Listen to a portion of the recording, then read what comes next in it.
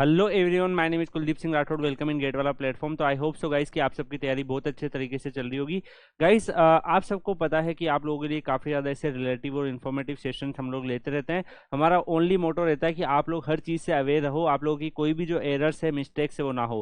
Guys, मैं आपको already बता दूं कि यहाँ पर मैं इस पर्टिकुलर वीडियो में बात करने वाला हूँ कि why GATE score holders fail in PSUs and MTech admission interview. तो कई बच्चों को पता होगा कि पीएसयूज के अंदर जो है वो इंटरव्यूज आपके होते हैं। जैसे कि आप सबको देखा होगा कि जब उनका इन्फॉर्मेशन बाउचर आता है, जब वैकेंसी निकालते हैं, तो वहाँ पर वो मेंशन करते हैं 85% वेटेज जो रहता है यहाँ पर कई बार गेट स्कोर का रहता है 15%। अगर आप देखोगे उसका वेटेज आपका इंटरव्यूज का भी होता है। इवन कई पीएसयूज में जीडीपीआई ये सब भी होते हैं। तो गाइस, कई सारे स्टूडेंट जो होते हैं उनका गेट स्कोर इवन अच्छा भी होता है, लेकिन वो इन चीज़ों में अच्छा परफॉर्म नहीं कर पाते हैं और कई बार उस वजह से भी उनके जो है वो मार्क्स ऊपर नीचे हो जाते हैं फाइनल जो मेरिट लिस्ट बनती है उसमें। यहाँ पर मैं आपको बता दूं गाइस, कुछ बच्चे एमटेक एडमिशंस में भी ले रहे होंगे। उनको उनका एम होगा आईआईटीज में जाके मास्टर्स करने का या आईआईसी में जाके मास्टर्स करने का। तो आप सबको पता है कि कुछ जो आईआईटीज होते हैं वो भी एमटेक के इंटरव्यूज करवाते हैं। इवन एमएस के भी एडमिशंस होते हैं, आप सबको पता है, अभी विंटर एडमिशंस में भी हो रहे हैं। पीएचडी के जो एडमिशन भी गेट स्कोर से होते हैं और जूनियर रिसर्च फेलोशिप के एडमिशंस भी होते हैं। तो इन सब में अगर आप देखो तो यहाँ पर भी आपको इंटरव्यू की काफ़ी ज़्यादा इंपॉर्टेंस हो जाती है। तो गाइस, आप लोगों को अगर इन सब चीज़ों के ऊपर ध्यान रखना है तो मैं पहले से ही आपको की पॉइंट बता देता हूँ। तो आप लोगों को सेम एरर नहीं करने हैं। That's why just because of this errors आपका सिलेक्शन रुक सकता है। तो सबसे पहले हम बात करेंगे गाइस लैक ऑफ प्रिपरेशन। आप सबको पता है गाइस कि जो पीएसयूज के इंटरव्यूज होते हैं उसमें सबसे बड़ा जो कॉमन रीजन होता है कि कैंडिडेट जो है वो थ्रूअली रिसर्च नहीं करते। जो भी स्पेसिफिक पीएसयूज है उसका क्या ऑपरेशन है, वो उस पीएसयूज की वैल्यूज क्या है, या फिर वो किस रोल को अप्लाई कर रहे हैं, उसके रोल क्या रहेगा। तो गाइज, इसके लिए मैं आपको बता दूं कि जब भी किसी पीएसयूज का आप इंटरव्यू देने जाते हो तो आप लोग क्या करेंगे, उस पर्टिकुलर पीएसयूज के ऑफिशियल वेबसाइट पे आप विजिट करेंगे। वहां पर उसके अबाउट सेक्शन में जाके अगर आप देखेंगे तो इस पीएसयूज के डिटेल्स होगी। ये पीएसयू कौन से कैटेगरी का है, नवरत्ना, मिनी रत्ना, महारत्ना, कितना इसका टर्नओवर है, किस सेक्टर में काम करता है, किस मिनिस्ट्री के अंदर आता है, हर एक इन्फॉर्मेशन वहाँ पे यूजफुल है। इवन इसके फ्यूचर एम्स क्या है, जैसे अगर आप देखोगे, अगर आप एनटीपीसी की वेबसाइट पे जाते हो तो वहाँ पे मेंशन रहता है कि उनका गोल है 2030 तक पर्टिकुलरली 130 मेगावाट या गीगावाट, इस तरीके से वहाँ मेंशन होगा कि वहाँ पर कितना उनको प्रोडक्शन अपना क्वालिटी को बढ़ाना है। तो ऐसे ही मैं आपको बता दूं गाइस, जो डिफरेंट डिफरेंट पर्टिकुलर जो भी पीएसयूज होते हैं उनकी वेबसाइट पे जरूर विजिट करिए, वहाँ से आप इन्फॉर्मेशन कलेक्ट करिए। उसके अलावा अगर आप लोग बोलेंगे तो इस वीडियो के कमेंट सेक्शन में आप कमेंट करके बताएंगे कि सर आप स्पेसिफिकली पीएसयू ओरिएंटेड एक प्लेलिस्ट बना दो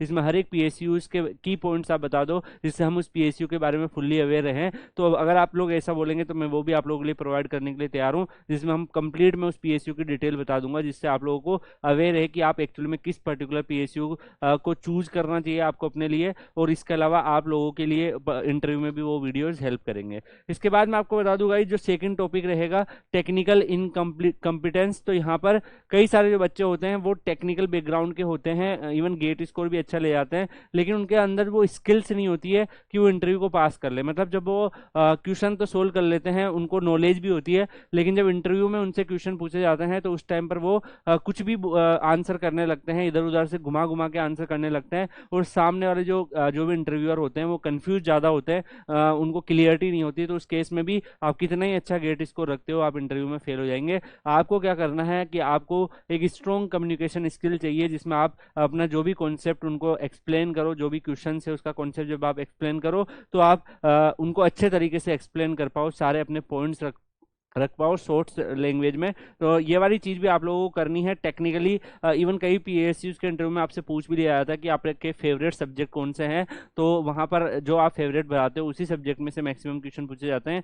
तो आप लोगों को वहाँ पे स्टंट भी नहीं मारना है कि सर पूरा मैकेनिकल है या पूरा इलेक्ट्रिकली मेरा फेवरेट है। उस केस में फिर आपका एरिया ज़्यादा हो जाएगा और वो क्वेश्चन भी बहुत ज़्यादा एरियाज से पूछेंगे। उससे बेटर है कि आप 1 से 2 सब्जेक्ट तो ऐसे प्रिपेयर करके जाओ जिसमें आपको नॉलेज हो। और अगर मान लीजिए आप एनटीपीसी में इंटरव्यू देने जा रहे हो तो आपको पता है कि वो पावर सेक्टर में काम करती है, तो पावर प्लांट हो गया या फिर थर्मल वाला जो पार्ट हो गया उसको आप अच्छे से प्रिपेयर कर सकते हो। अगर आपको लगता है कि कोई पीएसयू ऑयल सेक्टर में काम करते हैं तो आप फ्लूइड मैकेनिक्स वगैरह को अच्छे से प्रिपेयर कर सकते हो। आपको लगता है कि कोई पीएसयू डिजाइन और इन सब में करती है तो आप स्ट्रेंथ ऑफ मटेरियल ये सब सब्जेक्ट को प्रिपेयर कर सकते हो। ऐसे ही आप किसी भी ब्रांच से बिलोंग करते हो, आपको पता रहता है कि ये पर्टिकुलर पीएसयू किस ज़्यादा सब्जेक्ट से रिलेवेंट है, तो उन सब्जेक्ट्स को आप पढ़ के जाओगे तो आपके पास एक्स्ट्रा एडवांटेज रहेगा। तो इसका एक ही सोल्यूशन है कि आपको कंटिन्यूस रिवीजन करना है। कई सारे बच्चे जो होते हैं गेट का रिजल्ट देखने के बाद इंजॉयमेंट में ही रह जाते हैं, टॉपर्स भी इंजॉयमेंट में रह जाते हैं और वो अपनी जो प्रिपरेशन है उसको वहीं रोक देते हैं और बहुत सारे कॉन्सेप्ट जो है उनके माइंड से स्लिप हो जाते हैं, फिर वो इंटरव्यूज में भी अच्छा परफॉर्मेंस नहीं कर पाते।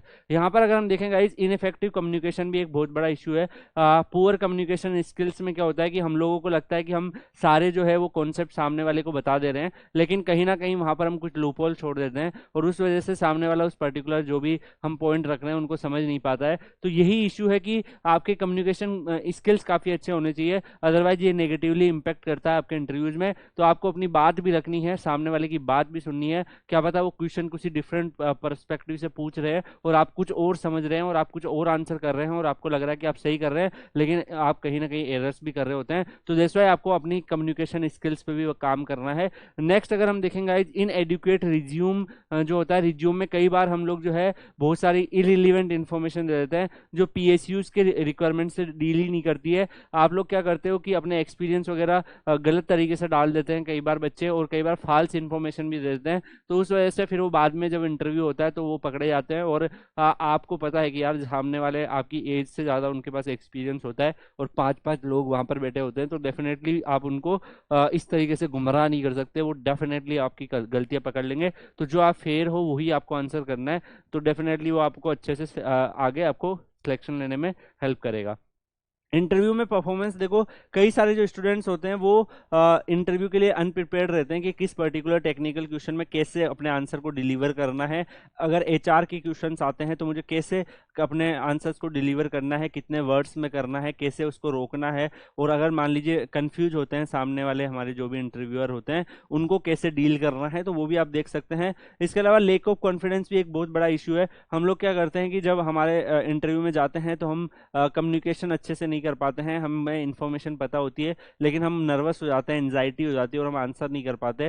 वो भी बहुत बड़ा इशू है। तो इसका एक ही सोल्यूशन है कि आप ज़्यादा से ज़्यादा अननोन लोगों से बात करो और अपनी बात रखो उनके सामने, उनकी बात सुनो। तो अगर आप ऐसे अननोन लोगों से कम्युनिकेट कर पा रहे हो तो उस केस में आपका कॉन्फिडेंस ऑटोमेटिकली बिल्ड होगा और आपको अपनी बात को अच्छे से रखना भी आना चाहिए और आपको अच्छे से उनकी बात को सुनना भी आना चाहिए। ठीक है, तो यहाँ पर कॉन्फिडेंस को बिल्ड करने का यही है कि आपको अपनी नर्वसनेस को दूर करना है। तो गाइज मैंने आपको यहाँ पर कुछ की पॉइंट्स बताए हैं। आप लोगों को पता है कि आप लोगों के लिए हर एक स्टेप बाय स्टेप हम लोग वीडियोस प्रोवाइड कर रहे हैं। मेरा मोटो यहाँ पे यही रहा है आप लोगों के लिए कि आप लोग पहले से अगर इन पॉइंट्स को ध्यान में रखोगे तो जब भी आप कोई सब्जेक्ट को पढ़ोगे तो आप इस तरीके से तैयारी करोगे कि इंटरव्यू भी की भी साथ में तैयारी चल रही है। आपको ऐसे नहीं पढ़ना है कि बस एक एग्जाम देना है, आपकी तैयारी ऐसे होनी चाहिए कि मैं इस पर्टिकुलर एग्जाम से इंटरव्यू में भी मेरे से ये सवाल पूछे जा सकते हैं। तो आप उसी तरीके से पढ़ोगे तो आपकी कॉन्सेप्चुअल क्लियरिटी बहुत ज़्यादा अच्छे तरीके से होगी। आपको लाइन बाय लाइन बस रीडिंग नहीं करना है कि आपको समझ कुछ भी नहीं आ रहा है और आप बस रीडिंग करे जा रहे हो और खुश हो रहे हो, उसमें कुछ भी नहीं होता है। आपको क्या करना है कि कॉन्सेप्चुअल क्लियरिटी होनी चाहिए।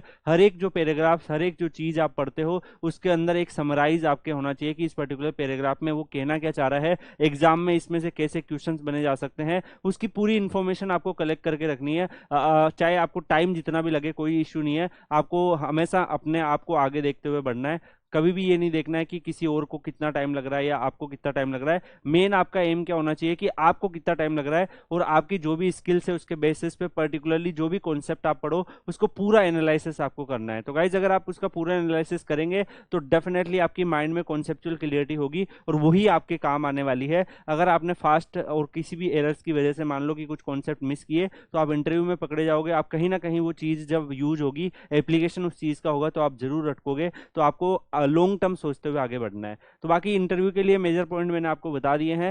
अगर आप पीएसयूज के इंटरव्यू देते हैं, मास्टर्स के इंटरव्यू देते हैं, तो अगर आप मान लीजिए एमटेक में इंटरव्यू देने जा रहे हैं तो आपको ये प्रिपेयर होना चाहिए कि आप पीएसयू क्यों नहीं ज्वाइन कर रहे हैं, ये सवाल पूछा जा सकता है। और अगर आप पीएसयू ज्वाइन कर रहे हैं तो ये पूछा जा सकता है कि एमटेक में क्यों नहीं गए या किसी और पीएसयू में क्यों नहीं गए। तो उनके आंसर्स कुछ ऐसे होते हैं जो स्टैंडर्ड क्वेश्चंस होते हैं, वो आप पहले से ही प्रिपेयर करके जा सकते हो। तो जैसे आपसे पूछे आप उसका आंसर कर सकते हो। इसी के साथ आप लोग कुलदीप सर और पीडब्ल्यू टेलीग्राम चैनल भी ज्वाइन कर लेंगे। वहाँ पर और भी आप लोगों के लिए जो रिलीवेंट इन्फॉर्मेशन और गाइडेंस सेशन आएंगे वो मैं आपको प्रोवाइड करता रहूँगा। मिलते हैं गाइज नेक्स्ट वीडियो में, तब तक के लिए good bye, thank you so much, take care, see you.